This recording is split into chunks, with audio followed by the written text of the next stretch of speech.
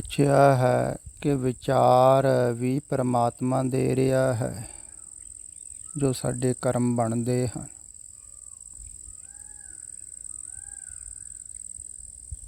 ਨਹੀਂ, ਵਿਚਾਰ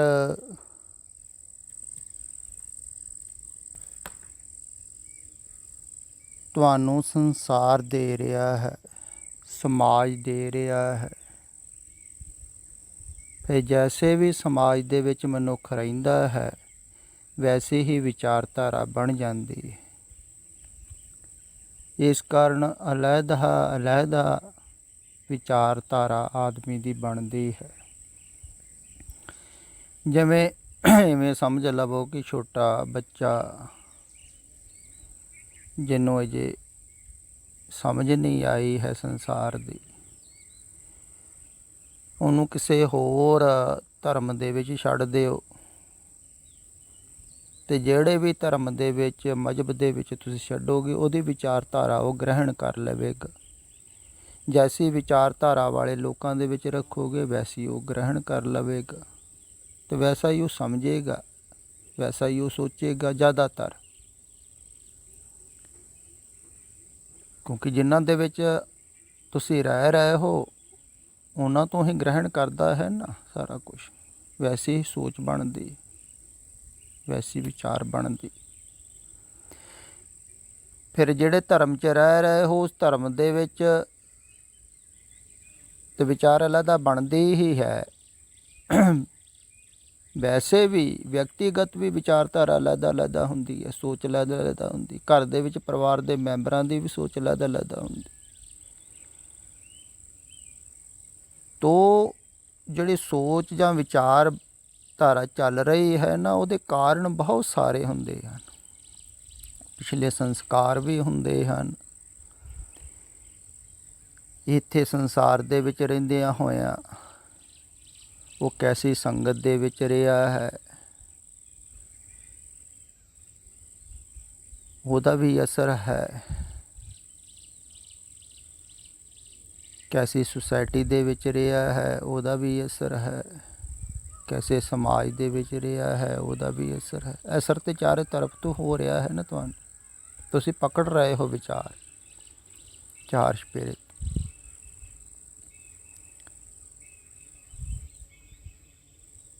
ਅਤੇ ਜੈਸੇ ਵਿਚਾਰ ਤੁਸੀਂ ਪਕੜਦੇ ਹੋ ਸਾਰੇ ਨਹੀਂ ਪਕੜਦੇ ਹੋ। ਹੁਣ ਜਿਵੇਂ ਇਵੇਂ ਸਮਝ ਲਓ ਕਈ ਫਿਲਮਾਂ ਦੇਖਣ ਦੇ, ਨਾਟਕ ਦੇਖਣ ਦੇ ਆਦੀ ਹੁੰਦੇ ਹਨ ਅਤੇ ਕਈਆਂ ਨੂੰ ਮਾਰ ਧਾੜ ਵਾਲੀਆਂ ਫਿਲਮਾਂ ਜ਼ਿਆਦਾ ਚੰਗੀਆਂ ਲੱਗਦੀਆਂ ਹਨ, ਨਾਟਕ ਚੰਗੇ ਲੱਗਦੇ ਹਨ। ਉਹ ਦੇਖਦੇ ਹਨ ਅਤੇ ਵੈਸੇ ਹੀ ਵਿਚਾਰਧਾਰਾ ਨੂੰ ਪਕੜਦੇ ਹਨ। ਕਈਆਂ ਨੂੰ ਫਿਲਮਾਂ ਚੰਗੀਆਂ ਲੱਗਦੀਆਂ ਹਨ ਪ੍ਰੇਮਮਈ, ਸ਼ਾਂਤਮਈ, ਜਿਵੇਂ ਗੀਤ ਹਨ ਕਈਆਂ ਨੂੰ ਬਹੁਤ ਭੜਕਾਊ ਚੰਗੇ ਲੱਗਦੇ ਹਨ ਅਤੇ ਕਈਆਂ ਨੂੰ ਦੂਸਰੇ ਚੰਗੇ ਲੱਗਦੇ ਹਨ ਵੈਰਾਗਮਈ, ਸੈਡ ਸੌਂਗ ਜਿਹਨਾਂ ਨੂੰ ਕਹਿ ਦਿੰਦੇ ਆ। ਤੋ ਵੈਸੇ ਪਕੜਦੇ ਹਨ। ਅਤੇ ਜੈਸੀ ਵਿਚਾਰਧਾਰਾ ਨੂੰ ਕੋਈ ਪਕੜ ਲਵੇ, ਅਗਰ ਹਿੰਸਕ ਪ੍ਰਵਿਰਤੀ ਹੈ ਤਾਂ ਹਿੰਸਕ ਵਿਚਾਰਧਾਰਾ ਨੂੰ ਪਕੜੇਗਾ, ਵੈਸੇ ਹੀ ਉਹ ਫਿਲਮਾਂ ਦੇਖੇਗਾ, ਗੀਤ ਸੁਣੇਗਾ, ਵੈਸੇ ਹੀ ਲੋਕਾਂ ਕੋਲ ਬੈਠੇਗਾ, ਵੈਸੇ ਹੀ ਉਹਦਾ ਸੁਭਾਅ ਹੋ ਜਾਵੇਗਾ। ਜਿਵੇਂ ਕੱਲ੍ਹ ਕਿਹਾ ਸੀ ਕਰੋਧੀ ਹੋ ਗਿਆ, ਕਿਉਂ ਕਰੋਧੀਆਂ ਦੇ ਵਿੱਚ ਤਾਂ ਰਹਿ ਰਿਹਾ ਹੈ, ਹਿੰਸਕ ਲੋਕਾਂ ਦੇ ਵਿੱਚ ਰਹਿ ਰਿਹਾ ਹੈ ਜਿਹੜੇ ਹੰਕਾਰ ਹੀ ਸਿਖਾਉਂਦੇ। ਕੋਈ ਮਾੜਾ ਜਿਹਾ ਚੂੰ ਕਰੇ ਉਹਨੂੰ ਵੜ ਲਓ, ਕੌਣ ਹੁੰਦਾ ਤੂੰ ਕੁਛ ਕਹਿਣ ਵਾਲਾ। ਅਤੇ ਵੈਸੇ ਹੀ ਉਹਦੀ ਪ੍ਰਵਿਰਤੀ ਬਣ ਜਾਂਦੀ ਹੈ, ਕਰਮ ਬਣ ਜਾਂਦੇ। ਅਤੇ ਸਮਾਜ ਤੋਂ ਹੀ ਆਦਮੀ ਗ੍ਰਹਿਣ ਕਰਦਾ। ਤਦੇ ਕਿਹਾ ਹੈ ਨਾ ਸਮਾਜ ਦੀ ਸਿੱਖਿਆ ਨੂੰ ਛੱਡੋ। ਜੋ ਤੁਸੀਂ ਗ੍ਰਹਿਣ ਕਰਦੇ ਹੋ, ਭਾਵੇਂ ਧਾਰਮਿਕ ਸਿੱਖਿਆ ਵੀ ਤੁਸੀਂ ਗ੍ਰਹਿਣ ਕੀਤੀ ਹੋਈ ਹੈ, ਉਹ ਵੀ ਤੁਹਾਡੀ ਸੰਸਾਰਿਕ ਹੀ ਹੈ, ਸਮਾਜਿਕ ਹੀ ਹੈ। ਅਲੱਗ ਇਸੇ ਕਰਕੇ ਧਰਮ ਦੀ ਵਿਚਾਰਧਾਰਾ ਹੋ ਜਾਂਦੀ।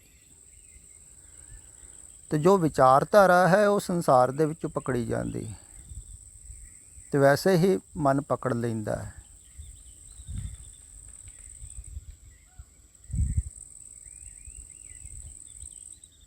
ਅਤੇ ਤੇ ਫਿਰ ਖਿਆਲ ਵਿੱਚ ਰੱਖਣ ਯੋਗ ਇਹੋ ਹੀ ਗੱਲ ਹੈ। ਪਰ ਇੱਥੇ ਇਹ ਨਹੀਂ ਕਿਹਾ ਜਾ ਰਿਹਾ ਹੈ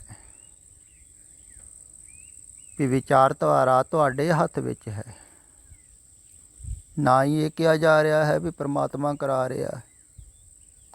ਕਿਉਂਕਿ ਅਗਰ ਪਰਮਾਤਮਾ ਹੀ ਕਰਾ ਰਿਹਾ ਹੈ, ਵਿਚਾਰਧਾਰਾ ਤੁਹਾਡੇ ਅੰਦਰ ਸੋਚ ਪੈਦਾ ਹੋ ਰਹੀ ਹੈ, ਪਰਮਾਤਮਾ ਦੁਆਰਾ ਹੀ ਹੋ ਰਹੀ ਹੈ, ਤਾਂ ਤੁਸੀਂ ਸੋਚ ਤੋਂ ਮੁਕਤ ਨਹੀਂ ਹੋ ਸਕਦੇ। ਤੁਸੀਂ ਕਹੋਗੇ ਪਰਮਾਤਮਾ ਹੀ ਕਰਾ ਰਿਹਾ, ਜੇ ਗਲਤ ਸੋਚ ਹੈ ਤਾਂ ਮੇਰੇ ਹੱਥ ਵਿੱਚ ਥੋੜ੍ਹੀ ਹੈ, ਤੁਸੀਂ ਹਟੋਗੇ ਹੀ ਨਹੀਂ। ਇਸ ਕਰਕੇ ਤੁਹਾਨੂੰ ਸਮਝਾਉਣਾ ਪਵੇਗਾ ਵੀ ਨਹੀਂ, ਇਹ ਤੁਸੀਂ ਸੋਚ ਰਹੇ ਹੋ, ਤੁਸੀਂ ਗਲਤ ਸੋਚ ਰਹੇ ਹੋ। ਸਮਾਜ ਤੋਂ ਸੋਚ ਮਿਲ ਗਈ ਜਾਂ ਕਿਤੋਂ ਵੀ ਮਿਲ ਗਈ, ਗਲਤ ਆਦਤ ਪੈ ਗਈ। ਜਿਵੇਂ ਗਲਤ ਸੁਸਾਇਟੀ ਦੇ ਵਿੱਚ ਕੋਈ ਬੱਚਾ ਚਲੇ ਜਾਂਦਾ ਹੈ ਤਾਂ ਉਹਨੂੰ ਕਹਿ ਦਿੰਦਾ ਸੁਸਾਇਟੀ ਨੂੰ ਛੱਡ ਦੇ, ਤੋ ਕਵੇ ਵੀ ਪਰਮਾਤਮਾ ਹੀ ਕਰਾ ਰਿਹਾ ਹੈ। ਅਤੇ ਜੇ ਪਰਮਾਤਮਾ ਹੀ ਕਰਾ ਰਿਹਾ ਹੈ ਤਾਂ ਉਹ ਸੁਸਾਇਟੀ ਦਾ ਫਿਰ ਦੁੱਖ ਵੀ ਮਿਲੇਗਾ ਨਾ। ਜਿਵੇਂ ਕਹਿੰਦੇ ਕੋਈ ਨੌਜਵਾਨ ਸੀ, ਉਹ ਚੋਰੀ ਕਰਦਾ, ਉਹਦੀ ਮਾਂ ਨੇ ਬਹੁਤ ਸਮਝਾਇਆ ਵੀ ਤੂੰ ਇਹ ਕੰਮ ਨਾ ਕਰ। ਕਹਿੰਦਾ ਮੇਰੇ ਹੱਥ ਵਿੱਚ ਥੋੜ੍ਹੀ ਹੈ, ਪਰਮਾਤਮਾ ਹੀ ਕਰਾ ਰਿਹਾ। ਤੇ ਕੁਦਰਤੀ ਉਹ ਇੱਕ ਵਾਰ ਫੜ ਹੋ ਗਿਆ, ਕਦੇ ਨਾ ਕਦੇ ਤਾਂ ਫੜ ਹੋ ਹੀ ਜਾਣਾ ਹੈ ਨਾ ਚੋਰੀ ਕਰਨ ਵਾਲੇ ਨੇ, ਜਾਂ ਕੋਈ ਵੀ ਕੰਮ ਕਰਦਾ ਹੈ ਇਹੋ ਜਿਹਾ, ਕਦੇ ਨਾ ਕਦੇ ਕਾਬੂ ਆ ਹੀ ਜਾਂਦਾ ਹੈ ਆਦਮੀ। ਤੋਂ ਪਿੰਡ ਵਾਲਿਆਂ ਨੇ ਇੱਕ ਦਰਖਤ ਦੇ ਨਾਲ ਬੱਧਾ ਉਹਨੂੰ ਲਟਕਾਇਆ ਹੋਇਆ।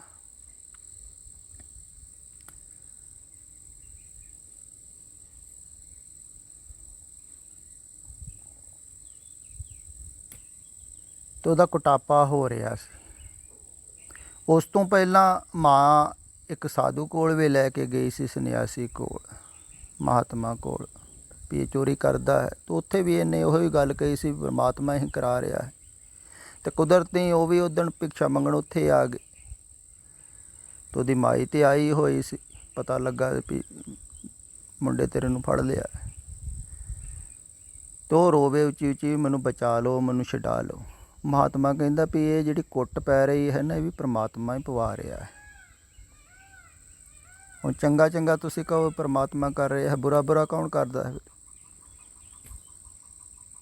ਤੇ ਵੀ ਸਵੀਕਾਰ ਕਰਨ ਨਾ, ਪਰ ਦੁੱਖ ਸਵੀਕਾਰ ਨਹੀਂ ਆਦਮੀ ਕਰਦਾ। ਜੋ ਚੰਗਾ ਹੁੰਦਾ ਹੈ, ਵਧੀਆ ਹੁੰਦਾ ਹੈ, ਉਦੋਂ ਕਹਿੰਦਾ ਹੈ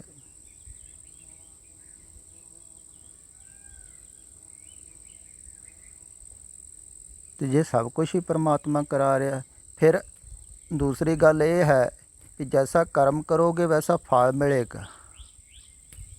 ਹੁਣ ਅੱਗ ਬਲਦੀ ਹੋਏ ਤੁਹਾਡੇ ਸਾਹਮਣੇ ਅਤੇ ਤੁਸੀਂ ਹੱਥ ਪਾ ਲਓ ਅਤੇ ਹੱਥ ਸੜੇਗਾ। ਅਤੇ ਜੇ ਤੁਹਾਡੇ ਕੋਲ ਕੋਈ ਖੜ੍ਹਾ ਹੋਵੇ ਸਾਧੂ ਮਹਾਤਮਾ, ਉਹ ਕਹੇ ਹੱਥ ਪਾ ਨਾ ਤੂੰ ਵਿੱਚ, ਤੂੰ ਹੀ ਕਹੋ ਵੀ ਸਾਡੇ ਹੱਥ ਵਿੱਚ ਹੱਥ ਹੀ ਨਹੀਂ ਹੈ, ਅਸੀਂ ਰੋਕ ਨਹੀਂ ਸਕਦੇ। ਤੋ ਕਹੇਗਾ ਨਹੀਂ ਰੋਕ ਸਕਦੇ ਤੇ ਇਹਦਾ ਫਲ ਭੁਗਤੋਗੇ। ਅੱਗ ਦੇ ਵਿੱਚ ਹੱਥ ਪਾਓਗੇ ਤਾਂ ਸੜੇਗਾ ਹੀ, ਫਲ ਤਾਂ ਤੁਹਾਨੂੰ ਭੁਗਤਣਾ ਹੀ ਪਵੇਗਾ ਨਾ।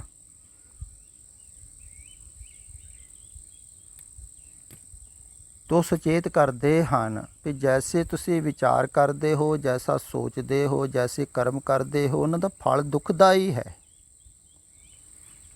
ਇਸੇ ਕਰਕੇ ਕਿਹਾ ਹੈ ਨਾ ਵੀ ਵਾਰ-ਵਾਰ ਜਨਮਾਂਤਰਾਂ ਦੇ ਵਿੱਚ ਧੱਕੇ ਖਾਓਗੇ, ਦੁਖੀ ਹੋਓਗੇ, ਪਰੇਸ਼ਾਨ ਹੋਓਗੇ, ਨਰਕਾਂ 'ਚ ਪਾਓਗੇ। ਨਰਕ ਦਾ ਭਾਵ ਹੁੰਦਾ ਹੈ ਬਹੁਤ ਜ਼ਿਆਦਾ ਦੁੱਖ,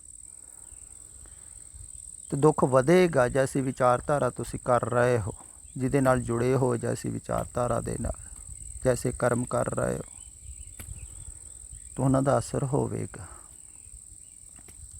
ਇਸ ਕਾਰਨ ਉਹ ਕਹਿੰਦੇ ਹਨ ਵੀ ਇਸ ਵਿਚਾਰਧਾਰਾ ਨੂੰ ਛੱਡੋ।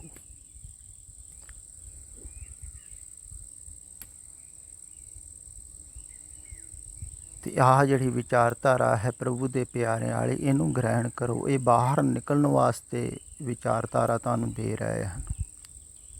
ਇਹ ਵਿਚਾਰਧਾਰਾ ਤੋਂ ਮੁਕਤ ਕਰਨ ਵਾਸਤੇ ਵਿਚਾਰ ਤੁਹਾਨੂੰ ਦੇ ਰਹੇ ਹਨ, ਉਪਦੇਸ਼ ਦੇ ਰਹੇ ਹਨ। ਹੈ ਤੇ ਇਹ ਵੀ ਉਪਦੇਸ਼ ਹੀ, ਸ਼ਬਦ ਹੀ, ਵਿਚਾਰ ਹੀ, ਪਰ ਨਿਕਲਣ ਵਾਸਤੇ ਵੀ ਤੁਸੀਂ ਨਿਕਲ ਆਓਗੇ, ਫਿਰ ਤੁਸੀਂ ਜਾਣ ਲਵੋਗੇ ਵੀ ਇਹ ਜਿਹੜੀ ਵਿਚਾਰਧਾਰਾ ਹੈ ਨਾ, ਇਹ ਸਿਰਫ ਸੰਸਾਰ ਹੀ ਦਿੰਦਾ ਹੈ, ਸਮਾਜ ਹੀ ਦਿੰਦਾ ਹੈ, ਪਰਮਾਤਮਾ ਵਿਚਾਰ ਨਹੀਂ ਦਿੰਦਾ ਹੈ। ਇਸ ਕਰਕੇ ਬੱਚਾ ਜਦੋਂ ਪੈਦਾ ਹੁੰਦਾ ਹੈ ਉਦੋਂ ਕੋਈ ਵਿਚਾਰ ਨਹੀਂ ਉਹਦਾ ਹੁੰਦਾ ਹੈ, ਕੋਈ ਸੋਚ ਨਹੀਂ ਹੁੰਦੀ ਹੈ। ਅਗਰ ਬੱਚੇ ਨੂੰ ਸਮਾਜ ਦੇ ਵਿੱਚ ਨਾ ਰੱਖੋ, ਕੁਛ ਪੜ੍ਹਾਓ ਲਿਖਾਓ ਨਾ, ਕੋਈ ਬੋਲੀ ਨਾ ਸਿਖਾਓ, ਫਿਰ ਵੀ ਬੱਚਾ ਜੀਂਦਾ ਤੇ ਰਹੇਗਾ, ਕਰਮ ਤੇ ਕਰੇਗਾ, ਪਰ ਵਿਚਾਰ ਨਹੀਂ ਕਰੇਗਾ। ਹੁਣ ਵਿਚਾਰ ਕਿਵੇਂ ਕਰੇਗਾ ਜਦੋਂ ਬੋਲੀ ਕੋਈ ਨਹੀਂ ਹੈ, ਭਾਸ਼ਾ ਕੋਈ ਨਹੀਂ ਹੈ, ਕੋਈ ਮਨੁੱਖ ਉਹਨੂੰ ਮਿਲਿਆ ਹੀ ਨਹੀਂ, ਕਿਸੇ ਨੇ ਕੁਛ ਦੱਸਿਆ ਹੀ ਨਹੀਂ, ਤਾਂ ਵਿਚਾਰ ਹੀ ਨਹੀਂ ਕਰੇਗਾ। ਪਰ ਕਰਮ ਤੇ ਕਰੇਗਾ ਨਾ, ਉਹ ਆਪਣਾ ਪੇਟ ਤੇ ਭਰੇਗਾ ਹੀ ਨਾ, ਭਾਵੇਂ ਕੁਛ ਵੀ ਖਾਵੇ, ਉਹ ਕਿਸ ਢੰਗ ਨਾਲ ਹੀ ਰਹੇ, ਫਿਰ ਵੀ ਉਹ ਆਪਣਾ ਜੀਵਨ ਚਲਾਵੇਗਾ। ਪਰ ਵਿਚਾਰਧਾਰਾ ਜਿਹੜੀ ਹੈ ਉਹ ਨਹੀਂ ਹੋਵੇਗੀ ਉਹਦੇ ਅੰਦਰ, ਕਿਉਂਕਿ ਉਹ ਤਾਂ ਸਮਾਜ ਹੀ ਦੇਵੇਗਾ ਨਾ, ਸੰਸਾਰ ਦਿੰਦਾ। ਅਤੇ ਸੰਸਾਰ ਦੀ, ਸਮਾਜ ਦੀ ਵਿਚਾਰਧਾਰਾ ਤੋਂ ਮੁਕਤ ਹੋ ਗਏ ਤੁਸੀਂ। ਫਿਰ ਇਹ ਜੋ ਧਰਮ ਹੈ ਬਾਹਰ, ਇਹ ਵੀ ਵਿਚਾਰਧਾਰਾ ਹੀ ਦਿੰਦਾ ਹੈ, ਇੱਕ ਕਿਸਮ ਦੀ ਇੱਕ ਢਾਂਚਾ ਦਿੰਦਾ ਹੈ ਵੀ ਇਸ ਢਾਂਚੇ ਦੇ ਵਿੱਚ ਰਹਿਣਾ, ਇਸ ਢੰਗ ਦੇ ਨਾਲ ਵਿਚਾਰ ਕਰਨੀ, ਇਸ ਢੰਗ ਦੇ ਨਾਲ ਕਰਮ ਕਰਨੇ। ਉਹ ਤੋਂ ਵੀ ਜਿਹੜਾ ਕੋਈ ਮੁਕਤ ਹੋ ਜਾਂਦਾ, ਫਿਰ ਉਹ ਟੋਟਲ ਵਿਚਾਰਧਾਰਾ ਤੋਂ ਮੁਕਤ ਹੋ ਜਾਂਦਾ। ਫਿਰ ਉਹਨੂੰ ਪਤਾ ਲੱਗਦਾ ਹੈ ਵੀ ਵਿਚਾਰਨ ਦੀ ਲੋੜ ਨਹੀਂ ਹੈ ਸੰਸਾਰ ਦੇ ਵਿੱਚ।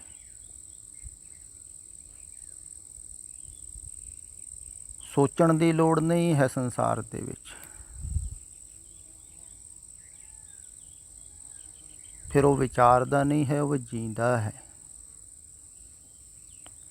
ਉਹਨੂੰ ਹੀ ਕਿਹਾ ਹੈ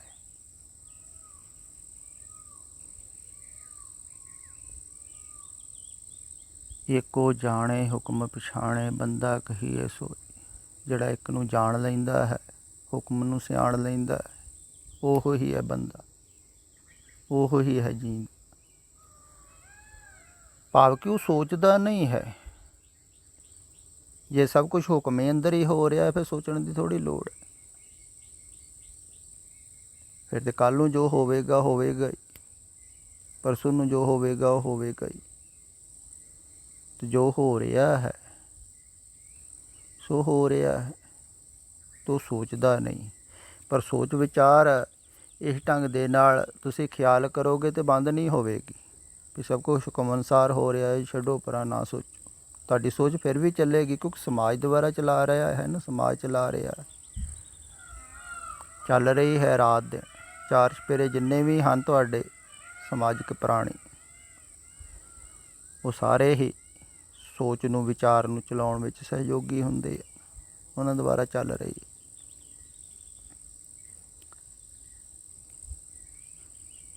ਅਤੇ ਵਿਚਾਰ ਜਿਹੜੀ ਹੈ ਇਹ ਤਾਂ ਸਮਾਜ ਵੱਲੋਂ ਮਿਲਦੀ ਹੈ, ਵਿਚਾਰਧਾਰਾ ਕਹਿ ਲਈਏ। ਜੈਸੇ ਵੀ ਸਮਾਜ ਦੇ ਵਿੱਚ ਰਹੇਗਾ ਆਦਮੀ, ਜੈਸੇ ਵੀ ਮਜ਼ਹਬ ਦੇ ਵਿੱਚ, ਧਰਮ ਦੇ ਵਿੱਚ, ਸੰਪਰਦਾ ਦੇ ਵਿੱਚ ਰਹੇਗਾ। ਇਸ ਕਰਕੇ ਬੋਲੀਆਂ ਵੀ ਅਲੱਗ ਅਲੱਗ ਹਨ, ਵੈਸੇ ਹੀ ਭਾਸ਼ਾ ਸਿੱਖ ਲੈਂਦਾ। ਅਤੇ ਇਹ ਤਾਂ ਸੰਸਾਰ ਦਾ ਹਿੱਸਾ ਹੈ ਵਿਚਾਰ। ਇਸ ਕਾਰਨ ਇਹ ਸਭ ਵਿਚਾਰਾਂ ਨੂੰ ਛੱਡ ਦਿੰਦਾ ਹੈ ਆਦਮੀ। ਜਦੋਂ ਨਿਰਵਿਚਾਰ 'ਚ ਪਹੁੰਚ ਜਾਂਦਾ ਹੈ, ਉਦੋਂ ਉਹ ਪਰਮਾਤਮਾ ਵਿਚਾਰ ਥੋੜ੍ਹੀ ਕਰ ਰਿਹਾ ਹੈ, ਨਾ ਹੀ ਕਿਸੇ ਨੂੰ ਵਿਚਾਰ ਦਿੰਦਾ ਹੈ ਪਰਮਾਤਮਾ। ਇਸ ਕਰਕੇ ਪਸ਼ੂ ਪੰਛੀਆਂ ਕੋਲ ਕੋਈ ਵਿਚਾਰ ਹੀ ਨਹੀਂ ਹੈ। ਜਿੰਨੇ ਘੱਟ ਵਿਚਾਰ ਹੈ ਉਨੇ ਸੁਖੀ ਹਨ। ਫਿਰ ਆਹ ਦਰੱਖਤਾਂ ਕੋਲ ਤਾਂ ਬਿਲਕੁਲ ਹੀ ਵਿਚਾਰ ਨਹੀਂ, ਇੱਕ ਜਗ੍ਹਾ ਹੀ ਖੜ੍ਹੇ ਆ, ਦੇਖੋ ਕਿੰਨੇ ਖੁਸ਼ ਹਨ। ਪਰਮਾਤਮਾ ਵਿਚਾਰ ਨਹੀਂ ਦੇ ਰਿਹਾ। ਹਾਂ, ਵਿਚਾਰ ਚੱਲ ਰਹੇ ਹਨ, ਕਿਉਂਕਿ ਦਿਮਾਗ ਚੱਲ ਰਿਹਾ ਹੈ, ਸਰੀਰ ਚੱਲ ਰਿਹਾ ਹੈ। ਤੋ ਵਿਚਾਰਧਾਰਾ ਜਿਹੜੀ ਹੈ ਉਹ ਸਮਾਜ ਦੇ ਹਿਸਾਬ ਦੇ ਨਾਲ ਚੱਲਦੀ ਰਹਿੰਦੀ, ਜੈਸਾ ਸਮਾਜ ਚਲਾਉਂਦਾ ਹੈ, ਜੈਸੇ ਸਮਾਜ ਤੁਸੀਂ ਰਹਿੰਦੇ ਹੋ। ਅਤੇ ਇਸ ਵਿਚਾਰਧਾਰਾ ਤੋਂ ਅਗਰ ਤੁਸੀਂ ਮੁਕਤ ਹੋ ਜਾਓ, ਫਿਰ ਤੁਸੀਂ ਉਸ ਨਿਰਵਿਚਾਰ ਦੇ ਵਿੱਚ ਲੀਨ ਹੋਣਾ ਸ਼ੁਰੂ ਹੋ ਜਾਓਗੇ। ਜਿਹੜੇ ਨਿਰਵਿਚਾਰ ਤੋਂ ਤੁਸੀਂ ਪੈਦਾ ਹੋਏ ਸੀ, ਤੁਸੀਂ ਨਿਰਵਿਚਾਰ ਤੋਂ ਪੈਦਾ ਹੋਏ। ਵਿਚਾਰ ਤੇ ਸੰਸਾਰ ਨੇ ਦਿੱਤੇ ਆ।